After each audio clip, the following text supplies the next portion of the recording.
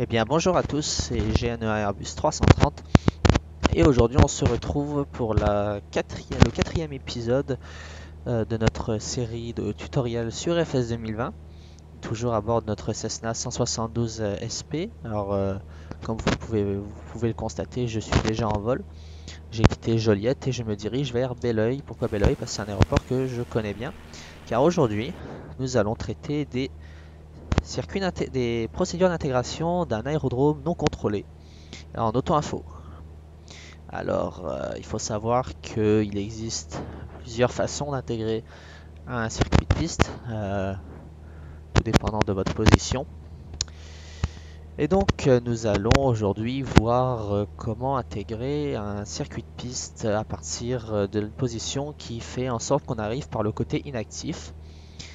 Alors, cet épisode, en fait, va être découpé en plusieurs parties, partie 1, 2, 3, etc. Tout simplement parce qu'il y a plusieurs, comme je le disais, façons d'intégrer un circuit de piste. Et nous verrons au travers des différentes vidéos les différentes façons. Si je vous montre tout dans une seule vidéo, la vidéo va être trop longue. Donc je vais la découper en plusieurs parties. Aujourd'hui, nous allons voir la première partie. Voilà. Alors, le circuit, alors l'intégration par le côté inactif. Qu'est-ce que ça veut dire? Autour d'un aérodrome, il y a un côté actif et inactif. Le côté actif, c'est le côté où les avions tournent autour de la piste, donc sont dans leur circuit de piste. Qui va leur permettre d'atterrir. On a vu la semaine dernière les tours de piste. Je vous renvoie d'ailleurs vers la vidéo. Je vous mettrai le lien dans la description et en haut à droite dans le petit i sur donc les tours de piste. Et là, nous allons voir aujourd'hui les circuits d'intégration. Alors, actuellement, nous sommes à 2500 pieds et nous allons poser à Joliette. Joliette, l'aéroport est à, on va dire, est à 100 pieds. Comme je l'ai dit l'autre jour, pour connaître l'altitude du tour de piste, il faut faire l'altitude de l'aéroport, 100 pieds, plus 1000 pieds, qui nous donne un circuit de piste à 1100 pieds. Le fait d'arriver par le côté inactif va faire en sorte qu'on va arriver, on va devoir passer vertical des installations. Quand on vient se présenter pour intégrer un circuit de piste, il faut tout d'abord connaître la piste en service. C'est bien important, surtout un aéroport non contrôlé, justement, il n'y a pas de contrôle qui va vous indiquer c'est quoi la piste en service. Donc on va passer honnêtement 3 fois au-dessus de l'aérodrome. La première fois, on va passer 500 pieds au-dessus de l'altitude du circuit pour vérifier l'état de la piste et vérifier la manche à air afin de connaître la piste en service. La deuxième fois, c'est parce qu'on sera passé du côté actif et il faudra repasser du côté inactif pour perdre notre altitude et intégrer le circuit de piste. Alors là, ça va être la deuxième fois et on va repasser toujours 500 pieds au-dessus du circuit pour ne pas frapper un avion qui serait lui dans son tour de piste. Ensuite, on va repasser une troisième fois, cette fois-ci à l'altitude du circuit pour s'intégrer en mi-vente arrière. Mi-vente arrière, c'est tout simplement parce qu'on va être à la mi-piste, donc on sera à la mi-vent arrière pour intégrer notre circuit de piste. Nous sommes à 2500 pieds, l'altitude du circuit est à 1100 pieds. Nous allons devoir descendre à 1600 pieds pour être vertical des installations 500 pieds au-dessus. Alors, là, tout doucement, on se rapproche des installations. On est encore à loin, donc on a encore un petit peu de temps.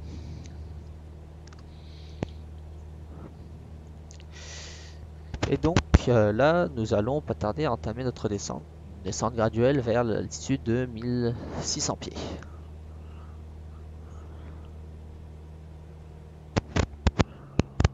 Donc, gentiment, on commence à perdre notre altitude.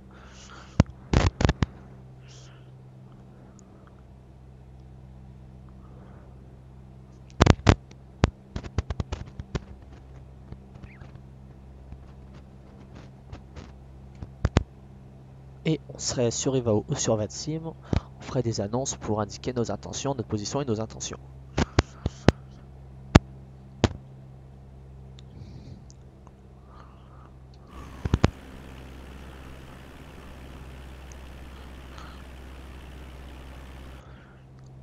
Donc là on passe, donc là on descend, on est environ à 800 pieds minutes, 800-900 pieds minutes, qui est un taux de descente parfait. Alors sur un avion, un petit avion, on gère l'altitude avec les gaz, la vitesse avec le manche. Je m'explique.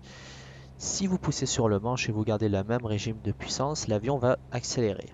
Si vous voulez garder la même vitesse, et descendre, il faudra tout simplement réduire la puissance et ne pas toucher aux manches. L'avion, en réduisant la puissance, va perdre naturellement son altitude.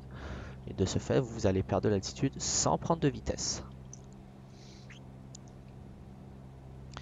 Si vous voulez prendre de la vitesse, il va falloir pousser, ou prendre ou perdre de la vitesse, il va falloir pousser ou tirer sur le manche. Donc on gère la vitesse avec le manche et l'altitude avec les gaz.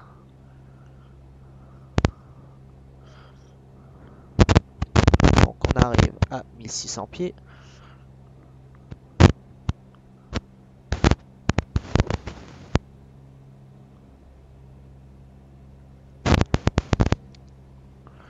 Alors moi j'ai un conseil à vous donner, quand vous passez vertical des installations, essayez de garder l'aéroport vers la plus votre gauche, tout simplement parce que vous êtes assis à gauche et ce sera plus facile pour vous d'avoir l'aéroport en visuel pour pouvoir bénéficier des informations dont vous aurez besoin, tout simplement. Donc moi c'est ce que je fais. J'essaie de passer le plus à gauche possible. Bon, malheureusement ce sera peut-être pas le cas, mais...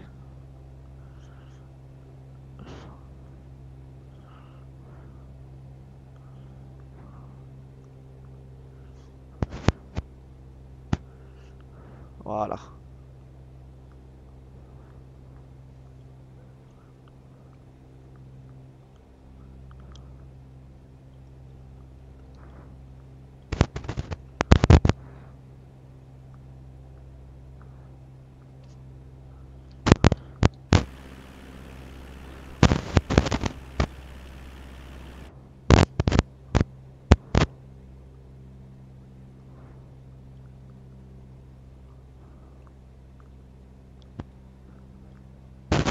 Bon, malheureusement, ça n'a pas exactement été ce que je voulais parce que je n'arrive pas à voir exactement ce que je voulais voir. Mais bon, j'ai vu que là, il n'y a pas de manche arrière de toute façon sur la scène que j'ai. Donc, je vais prendre pour acquis que la piste en service, c'est la piste 33. Donc, qui fait face à un cap 330. Donc, j'ai mes informations, je sais qu'il y a peut-être des avions dans le circuit, je sais que c'est la piste 33 en service, je sais que la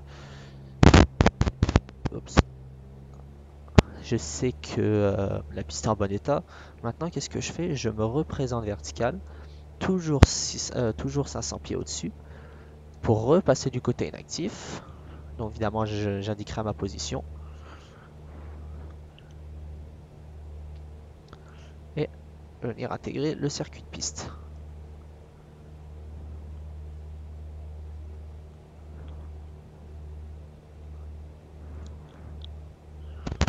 Voilà.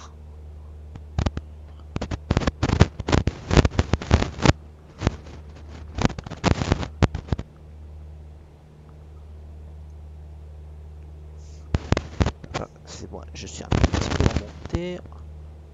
D'être trop haut, c'est pas grave. Vous êtes mieux d'être trop haut que d'être trop bas.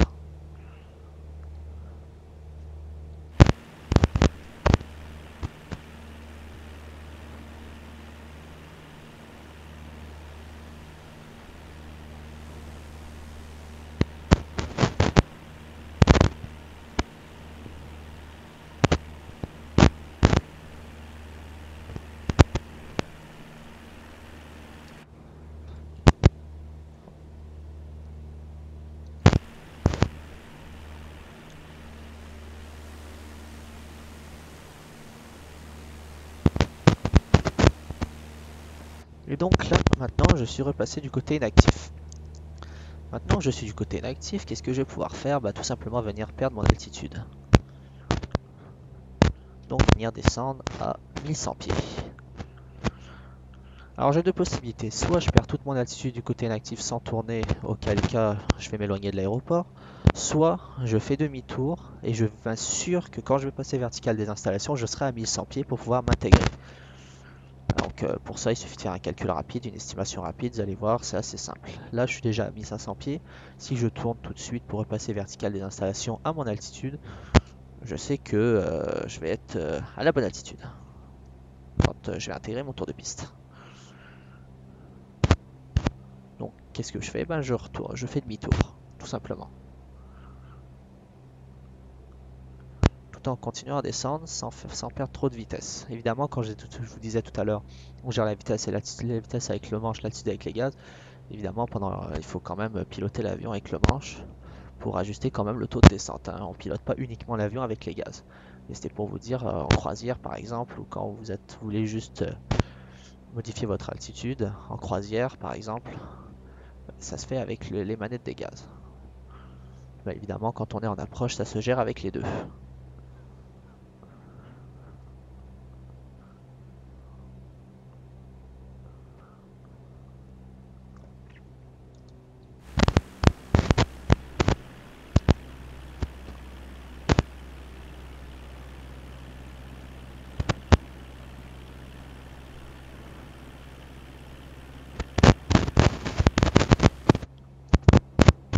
Je suis descendu un tout petit peu bas.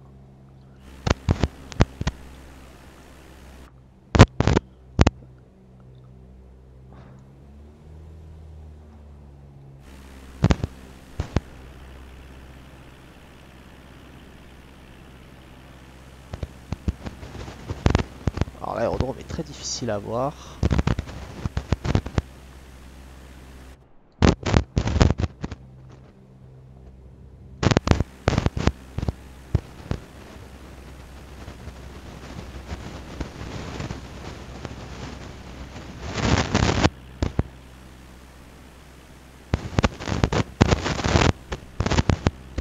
Donc on vient de le passer, je me mets à tourner en vente arrière. Alors évidemment, le fait de m'intégrer en mi-vent arrière, tout va aller beaucoup plus vite, donc il faut que je m'assure que j'ai la bonne vitesse et que j'ai la bonne altitude.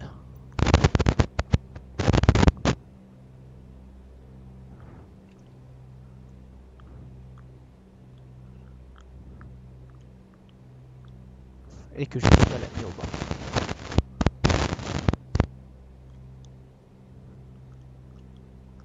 Ou du moins à peu près.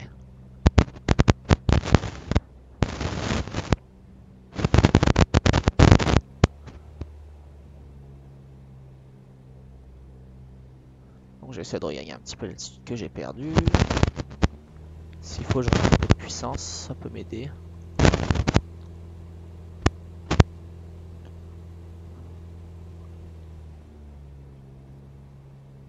Voilà.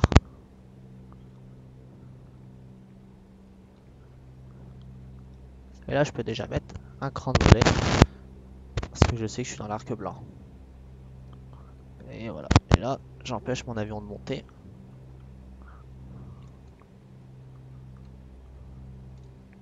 Là, je me suis un tout petit peu approché de mon aérodrome. C'est pas très très grave.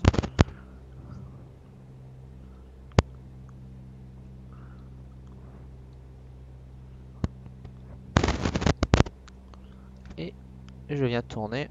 Je suis à peu près de l'aérodrome de 45 degrés arrière. Je viens de tourner en base. Je sors mon deuxième cran de volet, comme pour la vidéo sur le tour de piste.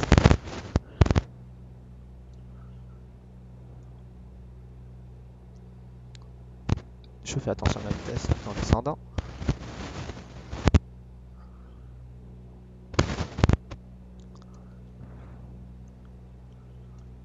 Voilà, j'ai un petit peu trop tourné, ça c'est pas très grave, ça se corrige. Voilà. Alors j'essaie de descendre environ à 70 nœuds. Et là je peux tourner dès à présent en finale. Alors l'estimation pour savoir quand est-ce que vous allez tourner en finale, en bas, tout ça, ça va venir à force de pratiquer. C'est pas... Ça c'est à force de le faire, vous allez finir par le savoir. Donc je sors mon dernier cran. S'il faut, je m'aide avec le trim.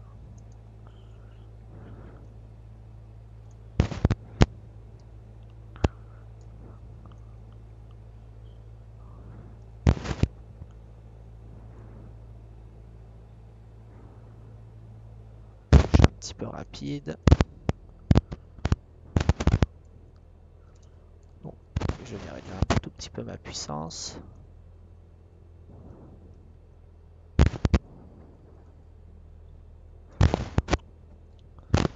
Alors effectivement je vole un peu en crabe, c'est normal, il y a du vent de travers.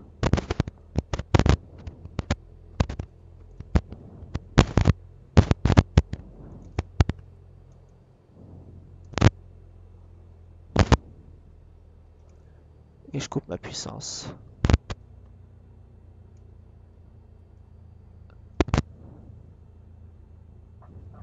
Et je viens poser en douceur.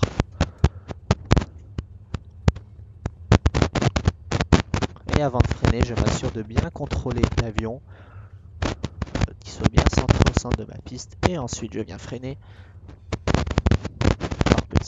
par pression. Hein, je ne reste pas sur les freins tout le temps.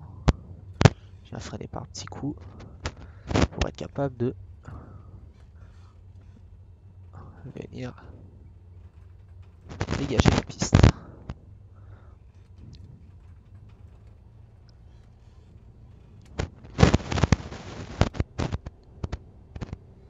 Je rentre mes volets, j'éteins mes strobes et je viens d'atterrir sur mon aéroport. Donc, ce que je vous ai montré là, ça se fait à bel oeil, mais ça se fait sur n'importe quel aéroport non contrôlé. Pourquoi non contrôlé? Parce que si c'était contrôlé, il y aurait le contrôleur, il vous dirait exactement quoi faire. Ce serait pas fait exactement pareil. Donc, on a vu à bel oeil pour la piste 3.3, c'était un circuit main gauche. Ce sera un circuit main droite, ce serait exactement la même chose, mais tout serait à l'envers. Là, le côté inactif était à, dépendamment de celle dans lequel on arrivait, était à droite de l'aéroport. Si c'était main droite qu'il fallait faire le tour de piste, et ben le côté inactif il serait à gauche de l'aéroport. Tout simplement. Et bien souvent, ça va être main gauche les tours de piste parce que il faut que tout simplement puissiez bien voir l'aérodrome quand vous regardez à gauche, étant donné que dans l'avion on est assis à gauche. Donc on va aller au parking et puis on va arrêter gentiment notre avion.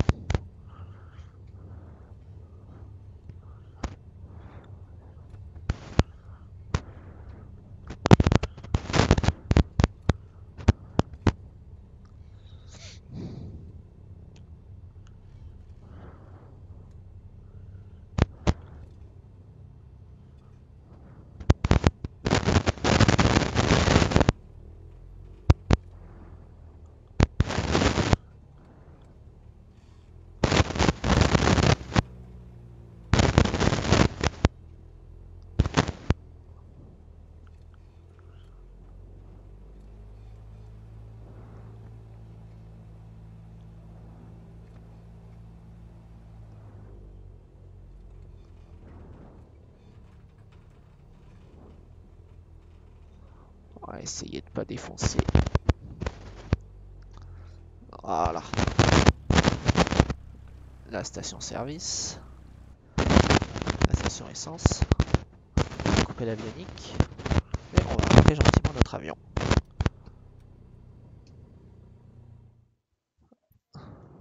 C'est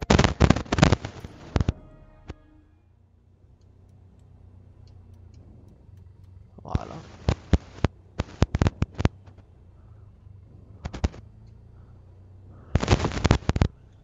Et j'ai tirer la mixture.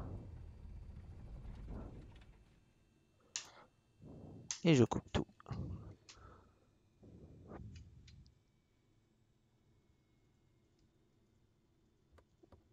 Oups.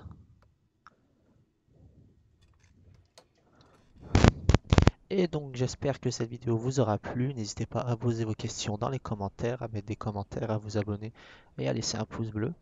Ça fait toujours plaisir et surtout n'hésitez pas à poser des commentaires, à poser des questions, pardon, s'il y a des choses que vous n'avez pas compris ou mal compris ou que vous voudriez plus de précision. Ça va me faire plaisir d'y répondre.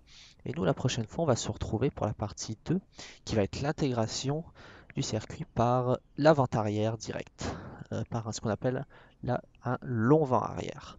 Donc ce sera ça la prochaine vidéo. En attendant, je vous souhaite à tous et à toutes une très bonne semaine.